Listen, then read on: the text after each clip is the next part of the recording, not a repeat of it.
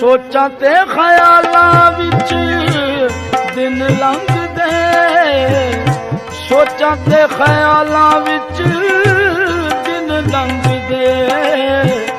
ਸੁੱਖ ਮੇਰੀ ਜ਼ਿੰਦਗੀ ਦਾ ਖੋਇਆ ਸੱਜਣਾ, ਸੁੱਖ ਮੇਰੀ ਜ਼ਿੰਦਗੀ ਦਾ ਖੋਇਆ ਸੱਜਣਾ। ਕਦੇ ਵੀ ਅੱਜ ਜਿੰਨਾ ਰੋਇਆ ਸੱਜਣਾ, ਦਿਲ ਮਰ ਜਾਣੇ ਨੂੰ ਕੀ ਹੋਇਆ ਸੱਜਣਾ।